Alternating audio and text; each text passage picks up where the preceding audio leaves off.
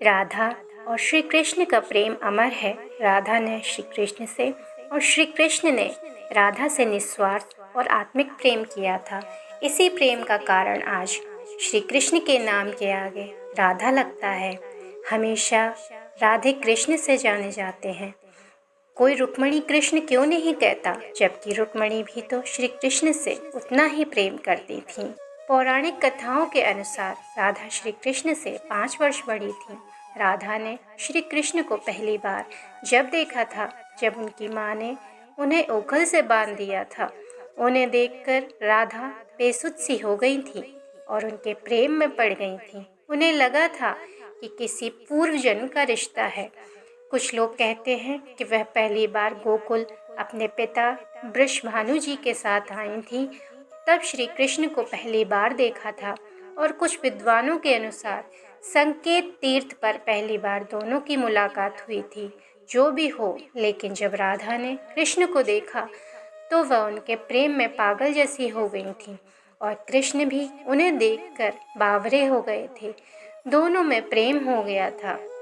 ब्रह्म वैवर्त पुराण प्रकृति खंड अध्याय 48 के अनुसार यदुवंशियों के कुलगुरु गर्ग ऋषि द्वारा लिखित गर्ग संहिता में एक कथा के अनुसार एक बार नंद बाबा श्री कृष्ण को लेकर बाजार घूमने निकले थे। उसी दौरान राधा और उनके पिता भी वहां पहुंचे। दोनों का वहां पहली बार मिलन हुआ। उस दौरान दोनों की ही उम्र बहुत छोटी थी। उस स्थान को सांकेतिक तीर्थ स्थान कहते हैं। केत का शब्दार्थ है पूर्व निर्दिष्टित मिलने का स्थान। मान्यता है पिछले जन्म में ही दोनों ने यह तय कर लिया था कि हमें इस स्थान पर मिलना है। कहते हैं यहीं पर गर्ग संहिता के अनुसार एक जंगल में स्वयं ब्रह्मा ने राधा और श्री कृष्ण का गंधर्व विवाह करवाया था। यहाँ हर साल राधा के जन्मदिन यानी राधाष्टमी से लेकर अनंत चतुर्दशी के दिन तक मेला लगता है। ब्रह्मवैवर्त पुराण की एक पौराणिक कथा के अनुसार श्री कृष्ण के साथ राधा गोलोक में रहती थीं। एक बार उनकी अनुपस्थिति में श्री कृष्ण अपनी दूसरी पत्नी विरजा के साथ घूम रहे थे। तभी राधा आ गई।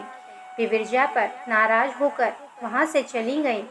कृष्ण के सेवक और मित्र श्रीदामा को राधा का यह व्यवहार ठीक नहीं लगा और वे राधा को भला बुरा कहने लगे। राधा ने क्रोधित होकर श्रीदामा को अगले जन्म में शंखचूर्ण नामक राक्षस बनने का श्राप दे दिया।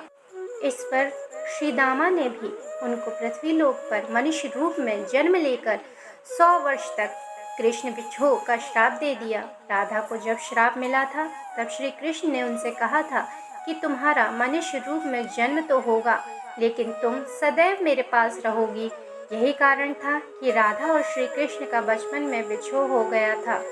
एक कथा के अनुसार राधा के परिवार को जब पता चला कि श्री कृष्ण की मुरली सुनकर वे नाचती हुई उनके पास पहुंच जाती हैं, तो उन्होंने राधा को घर में कैद कर दिया।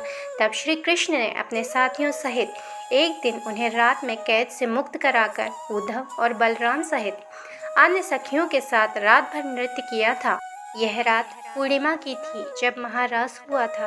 बाद में राधा की माँ राधा के कक्ष में गई तो राधा उन्हें वहां सोते हुए मिली। कहते हैं उस वक्त श्री कृष्ण को 2 ही चीजें सबसे ज्यादा प्रिय थीं, बांसुरी और राधा।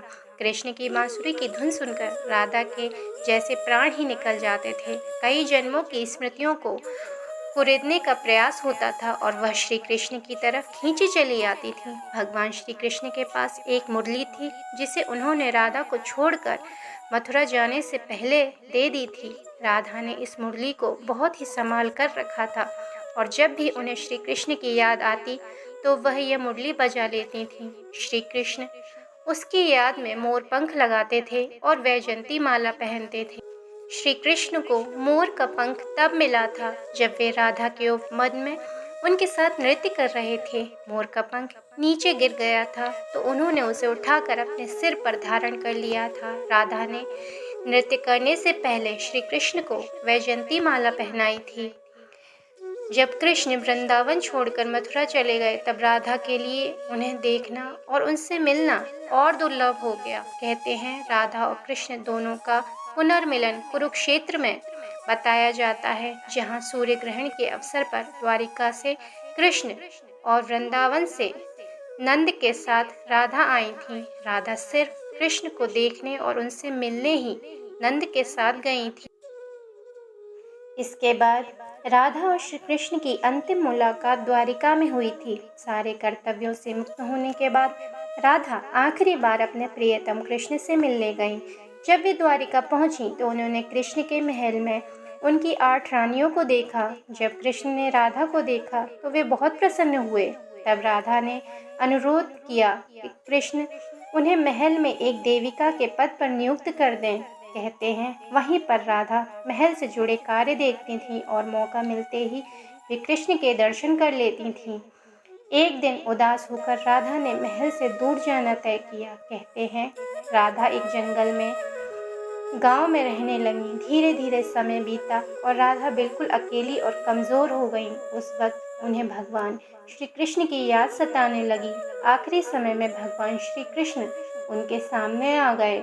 भगवान श्री कृष्ण ने राधा से कहा कि वे उनसे कुछ मांग ले, लेकिन राधा ने मना कर दिया। श्री कृष्ण के दोबारा अनुरोध करने पर राधा ने कहा कि वे आखिरी बार उन्हें बांसुरी बजाते हुए देखना चाहती हैं। श्री कृष्ण ने बांसुरी ली और बेहद सुरीली धुन बजाने लगे। श्री कृष्ण ने दिन रात बांसुरी बजाई। बांसुरी की धुन सुनते सुनते एक दिन राधा ने अपने शरीर को त्याग दिया। कृष्ण जानते थे कि उनका प्रेम अमर है, बावजूद वे राधा की मृत्यु को बर्दाश्त नहीं कर सके। कृष्ण ने प्रेम के प्रतीकात्मक अंत के रूप में बांसुरी तोड़कर झाड़ी में फेंक दी। उसके बाद से श्री कृष्ण ने जीवन भर बांसुरी या कोई अन्य वादक यंत्र नहीं बजाया। जय जय श्री राधे।